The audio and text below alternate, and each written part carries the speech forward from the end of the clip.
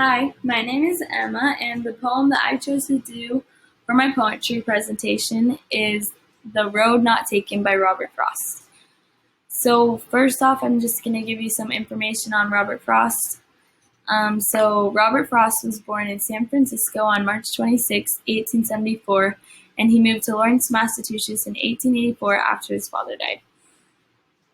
He graduated from Lawrence High School in 1892 as a class poet, and 2 years later earned his title of a professional poet. He then attended Dartmouth and Harvard for college and became the most famous poet of his time, with one of his greatest works being The Road Not Taken, which is the poem that I chose to do for this presentation. First I'm just going to share a summary about this poem.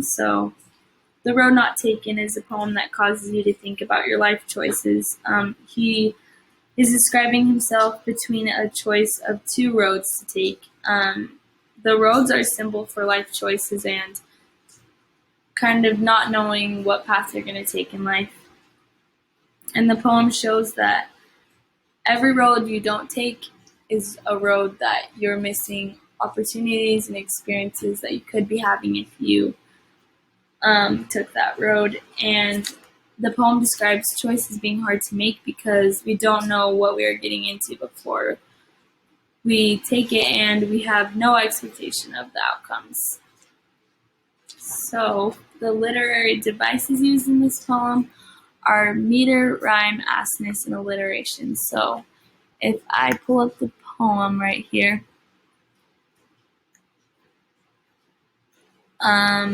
it will show the different things. For the rhyme in this poem, the rhyme is A, B, A, A, B.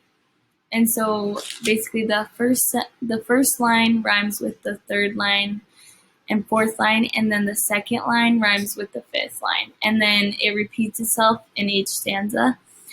And so if you look right here, it says, two roads diverged in a yellow wood for the first line, and then in the third it says, and be one traveler long I stood. And then in the fourth line it says, and looked down one as far as I could. So all those three lines are rhyming, and then in the second line it says, and sorry I could not travel both. And then the fifth it says, to where it bent in the undergrowth. So you can see there that those are rhyming as well. And then it repeats itself in the second stanza right here. It says, then took the other as just as fair, because it was grassy and wanted wear, though as for that the passing there, and then does the same for the second and fifth line. So yeah, that's kind of the rhythm of the rhyme in this poem. And then now I'm just gonna share with you my line by line analysis, just kind of what I took from each line and what I think it means, how I interpreted it. And so the first line says right here, it says, two roads diverged in a yellow wood. So right here, this is when the speaker is walking through the forest and comes to the fork in the road. So he sees the two roads, and it says, and sorry I could not travel both, and be one traveler long I stood.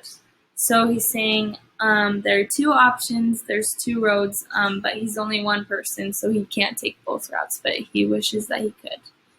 And it says, and looked down one as far as I could. So he looked down one path as far as he could, trying to see the outcomes or where the path led to or where the road led to. And then it says, to where it bent in the undergrowth. So this is basically a visual. It's showing the road turning into greenery. And then you move on to the second stanza, and it says, then took the other as just as fair, and having perhaps the better claim. So the speaker takes the second route. He ends up taking the second road, and he's thinking that it's better than the first road that he had looked down. and it says because it was grassy and wanted wear. So he's saying that this is a better option because it's grassy and because of the way that it's looking so far. And then it says, though as for that, the passing there had worn them really about the same.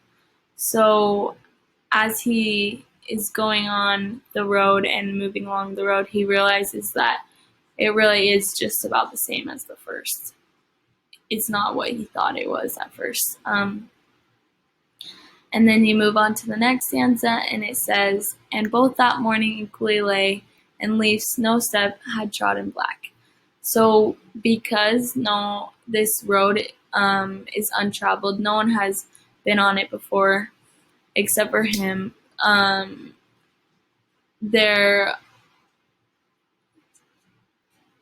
are leaves everywhere, and none of them are black because no one has been stepping on them. And then it says, oh, I kept the first for another day. So he's on the second path right now. And although he chose the second path, he is saying that he's saving the first path or the first road that he looked down for another day. He can come back and explore that path later. And then it says, yet knowing how way leads on to way, I doubted if I should ever come back. So as he keeps on going, he realizes that one road leads on to another road. That's just kind of how life works. One road leads on to another. And so he doesn't know if he's ever going to actually have the opportunity to explore the first road like he thought that he could. And then in the last stanza, it says, I shall be telling this with a sigh somewhere ages and ages hence. So the speaker's talking about their future self telling a story of the road that he took. With a sigh, just telling that story. And then the last couple lines says, two roads diverged in a wood, and I took the one less traveled by, and that has made all the difference. So the speaker is looking back on their life and looking back on the road that they took, and looking back on because they took that road, seeing all the consequences that it gave them, and like how because they took that road, it had made all the difference in their life. And so it kind of shows that in life, one decision can lead to different outcomes that wouldn't have happened if you had made another decision. And so it's important, the decisions we're making in our life, and it's important to think about what outcomes can happen, because it will make all the difference like it did in this poem. So I thought this poem was really awesome to read and really interesting. At first I didn't really understand it, but then as I read it more and I learned more information on it, I was better able to understand it. So it was a really cool opportunity to do that. And I know that I don't know if I interpreted it the right way, but yeah, that's how I interpreted it. And I really liked reading it. And yeah, that's my poetry presentation. Thank you.